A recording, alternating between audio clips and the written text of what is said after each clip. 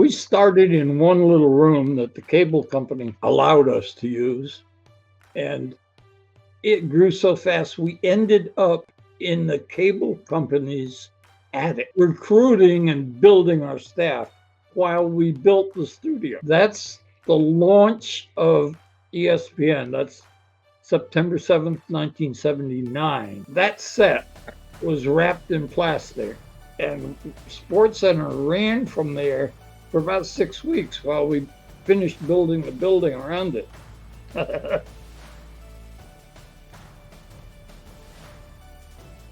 Welcome to the latest edition of Adeptus On-Air, and today we have producer and author Peter Fox, who is the founding producer at ESPN and also wrote a book called The Early Days at ESPN. Peter, thanks for joining the show and sharing your experiences.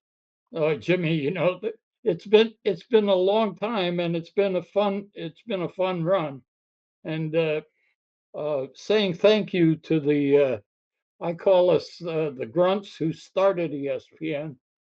That's what the book was all about. It was there was maybe 2 dozen people who really toughed it out to get it on the air, and many of them got little or no appreciation. So that's why I wrote the book, to appreciate them. They were That's a they were cool. No, that's an awesome explanation and reason to write the book. And even I owe you, Peter, a bit of gratitude here because I spent 10 years at ESPN, much later years, much more recent years. I was there from 2008 to 2018, much later days, but without people like yourself and the people that you just described and the people that I'm sure you wrote about in the book, and the Chris Bermans of the world and all the people behind the scenes that really believed in that mission, that door would not have been open for me many years later to walk through and have 10 years of my career to spend at ESPN. So thank you personally for believing in the mission. I'm sure we'll get into a lot of it as we have this discussion. Well, you're welcome, but the thank yous don't go to me. They go to a crew of people led by Bill Rasmussen, my golfing buddy, who made the mistake calling me one day and asking me if I thought all sports television would work. So uh, the rest became history. We had a good time. That's awesome. We'll give us a little bit of the climate for the audience. I'm sure a lot of the audience is a younger audience. So kind of take us back to the late '70s. It sounds ridiculous now that an all sports network, because obviously that's hugely successful in many different ways. But take us back to the late '70s and why that was even, a perilous question to bring up in the '70s. What was the sports landscape like back then? Well, the television world then was dominated in every city, in every home, by three networks: ABC, CBS, and NBC. Maybe public television, maybe an independent television station playing old sitcoms and movies and stuff like that. And cable television was in its infancy, but it was a utility its purpose was to increase the signal of those television stations. If you didn't live Okay. in the city, if you didn't live in the city where your over-the-air rabbit ears would get a good signal, and you lived out in the farm country or the suburbs, all you got was white, snowy pictures with occasional static, and cable improved that. So that's what the cable industry was doing, and what really revolutionized the technology that revolutionized television as we know it today was the uh, launching of satellites that would accept television signals and return them to Earth. We were at the time. For your youngsters, I, I, no cell phones, no internet, barely fax machines. I mean, if you were a big law firm, you owned a fax machine. But if you were a local dude like me trying to do freelance or stuff like that, you had to go to the library or the post office where you could pay to send a fax, like 20 cents or 30 cents a page. But anyway, the cable television boom was a result of the satellites. RCA had one satellite in the sky, Satcom 1, and on it were 24 channels. The channels were somewhat used for business, uh, but a few were allocated for television. One was amazingly cheap, and it was cheap because the government had dibs on it in case of a national emergency. And that's how we ESPN were able to take advantage of the technology. When the government was going to use it in national emergencies, we figured there wasn't going to be any football. So Yeah. we ponied up the money that was required, and as soon as we did, people wanted to buy it back from us, and we knew we had something really good to do. We ultimately ended up, and I led a band of freelancers producing a series of sample telecasts while Bill Rasmussen ran around the country trying to raise the real money to build it. And ultimately, we found the non-oil division of Getty Oil interested in doing it, and they fronted some 20 million bucks to get us started over time. That's what they put in 1978 dollars. So so imagine how much that is today. yeah, yeah, and it was once we had the go from them, it was we were off. I I'll never forget the day that this was after the cable television show in Las Vegas. We drove over to Getty Oil in Los Angeles and met with them. And Bill Rasmussen, myself, Lou Palmer, and I think our lawyers met in the boardroom at Getty Oil, and the CEO, Sid Peterson, his name is, he's still around. Sid looked at us and said, "I want you fellows to know there's enough money in this building to buy ABC, CBS, and NBC. You do not embarrass Getty Oil. You do this right. Wow. If you need stuff, you let us know." And they assigned a guy by the name of George Connor, who literally transplanted himself to uh, Bristol, and he was the Getty guy on property. And every time we needed something, he'd get on the phone and make sure that happened. It was Wow.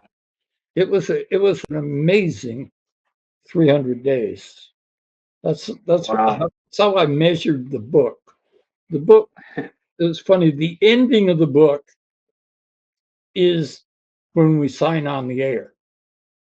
And Oh, wow. Okay. what I write about is what it took to get to the sign on. And then I do a little bit of, after stuff. You can't really write about ESPN and not talk about how it grew and stuff like that, and maybe what's going on in the future. But it was a hell of a ride. Wow, that's amazing. That's amazing. The first 300 days, which were probably the most crucial in the network history, even get it to where, get it on air and get it where it is. There's Any no, missteps during those 300 days, and that could have been the end. there's no doubt about that. Absolutely no doubt about that. It was I mean, we started in one little room that the cable company uh, allowed us to use, and it grew so fast we ended up in the cable company's attic, Wow. recruiting and building our staff while we built the studio. The studio, when we signed on the air, was not finished. The headquarters. Huh. In fact, Sports Center was wrapped in plastic, Wow. and Wow. there was no control room. We actually had to park a remote truck outside and use that as our control room. And Sports Center, let's see if I can figure it out here. Get this thing going behind me. The What's this original, remote truck outside? there you are. That's the original Sports Center set. That's the launch of ESPN. That's September 7th, 1979. And that set was wrapped in plastic. And Sports Center ran from there for about 6 weeks while we finished building the building around it. We had occasional visits from, we called him Pepe Le Pew. He was Pepe Le Pew. The skunk came in one night and dropped his load, and Berman can't stop talking about it. He still talks about That's it. funny. It Wow. was it, Mary Walton, the camera person who you see there. Um, Uh-huh. she and a colleague would bring sleeping bags and sleep underneath that Sports Center desk after they signed off on the 3 a.m. Show, and they'd get right back at it around 10 o'clock the next day. So, Wow. That's that's incredible, Peter. And I always wonder. You mentioned Bristol. I've been to Bristol probably, I don't know, 35, 40 times over my career. It's kind of in the middle of nowhere. Not kind of. It is in the middle of nowhere. it was And if you in the take middle of nowhere. and if It you was, take ESPN out of Bristol, you know, then you really don't have much. in the manufacturing heyday in Connecticut, it was a big town. It was a thriving community. And then, of course, as manufacturing left and to come down to the south to be closer to the cotton and stuff like that, uh, it it suffered like many Connecticut towns. But it's Always wonder, Peter, why Bristol? I mean, obviously, I was there from 2008 to 18, which were much later years, and ESPN what kind of was Bristol at that point. But how did Bristol come to be in the 70s?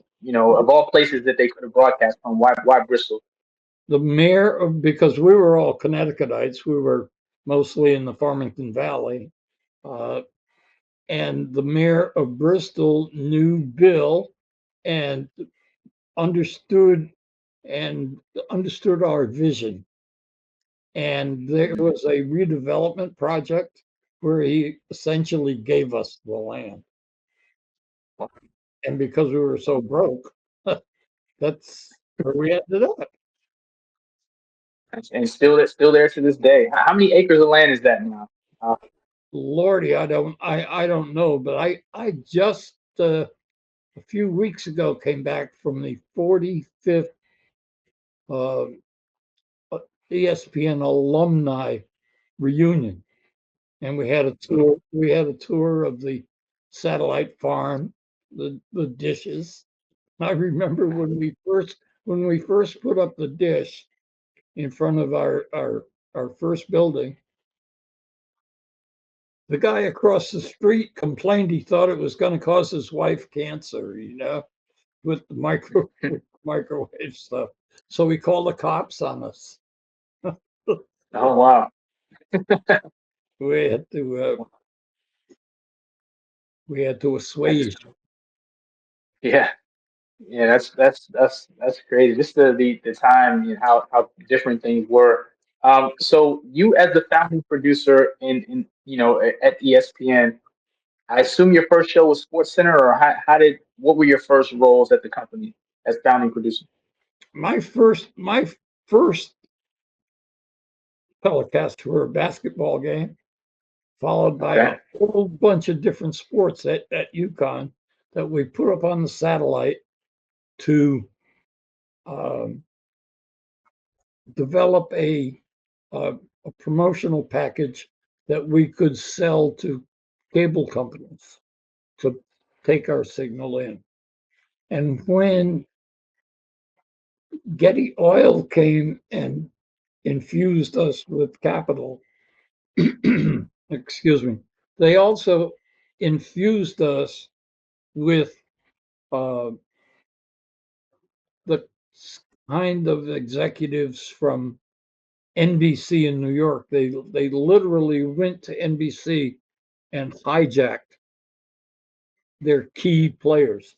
Chet Simmons, who was the founder of Wide World of Sports, Oh Scotty yeah. Connell, the NBC producer, who had the wisdom on the weekend that Jack Kennedy was shot, was to he he kept a live camera on the jail where uh, Harvey Oswald was being transferred Mhm. and caught his murder live on television.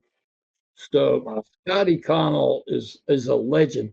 He came and he, in effect, took over the production of ESPN as we know it today. And I ended up producing uh, good events, but uh,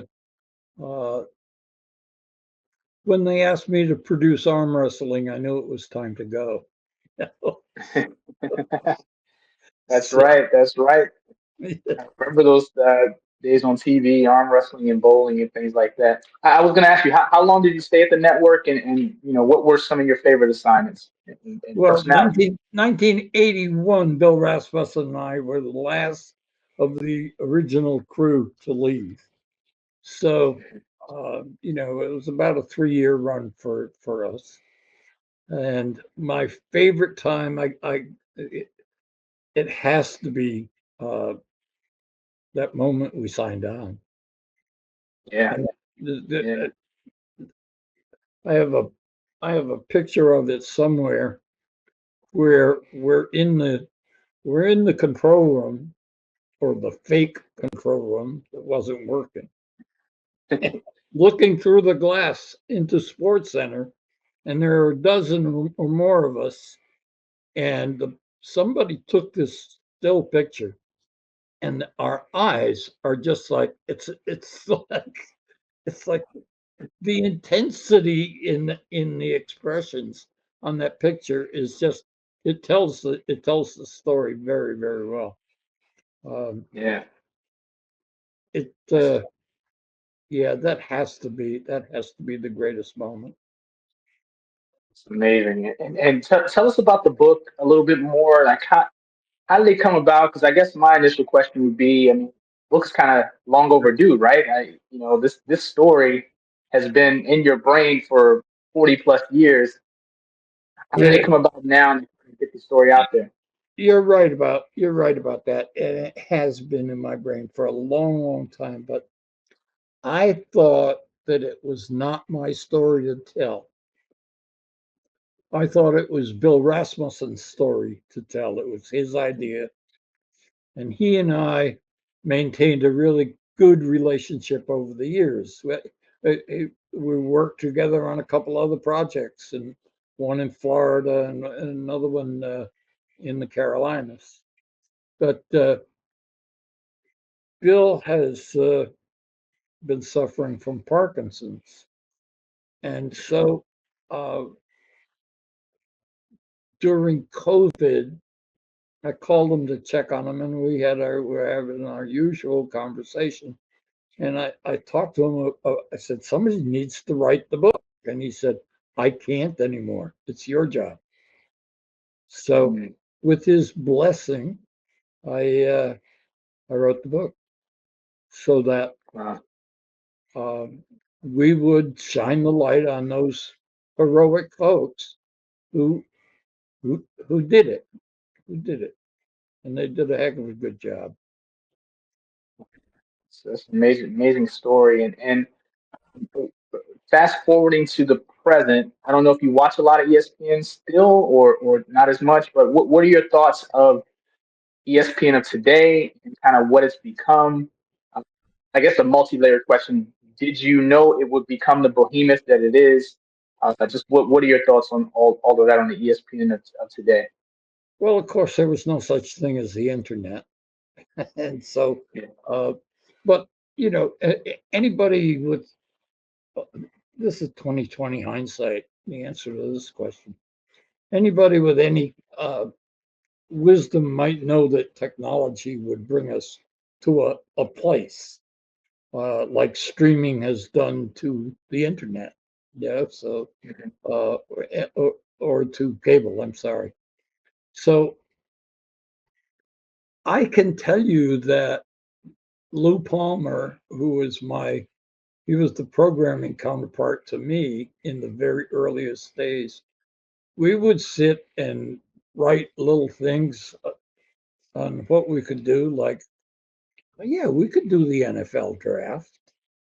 And yeah, we could do well, that's what the entertainment part of ESPN. We could do movies and we could so uh, there was and of course when we signed on we were doing nothing but Australian rules, football and tractor pulls. So we had the ability to see it growing that way, but not the ability. The world wasn't ready to do it then. Uh, Yeah. Explosively, I mean, who knows where it's going to go? The second part of your question, what do I think about it? It's struggling. Um, I miss the personality part of it. There there are a lot of talking heads who all talk alike. Don't say bleep if they had a mouthful. Yeah, it's um, it's vanilla compared to what it was when the personalities were loose. Yeah, no, I agree. There was a time where I feel like maybe in the '90s where they had the Stuart Scotts and the Dan Patricks and the Keith Olbermans and a lot of guys there. At least that was more so my youth that I remember. But I'm sure even before then, with the Bermans and the rest of those guys, it was just a different time. And yeah, that they are struggling in that respect. Um, uh, Something that came to mind when you had mentioned the name. There was always that E, right? That entertainment sports programming network that was in there. Who came up with the name? Do you know that? Who came up with the name? Or That was Bill, totally Bill. We were originally called ESP Network. So okay. ultimately, I actually here's another story most people don't know. I tried to change the name. Oh wow! I said that. Well, I came out of the branding and agency business, yeah. And I said to Bill, look, first of all, TV Guide's not going to put us in the listings with 4 letters. We need to do 3. And then BBC, CBS, that kind of thing. And then you need to have B and C in your name. Think of it. ABC, CBS, NBC. We should be IBC, International Broadcasting Company. And so I went out and had logos done. And in the interim, as I'm preparing this pitch, we do our first telecast at UConn basketball game, right? The Wall Street the Wall Street Journal and Sports Illustrated hear about it and do a little tiny, and this ESPN company, and the phones rang off the wall, and that was the end of IBC. Wow. Wow. What an amazing story. Imagine today if it was named IBC. Yeah, Oh, yeah, wow. yeah. So Sports Illustrated, and what was the other company that wrote about it? Wall ESPN? Street Journal. Wall Street Journal. Wow. So they stopped that in the tracks. Yeah. Wow. Wow. Yeah, I never knew that story. And I'm sure that that's a story that needs to be told more. That's interesting. Um, Well, you ever I'm come to not, oh, I'm not, I'm not supposed to talk about it, but after the book got published, my phone rang and it was Hollywood.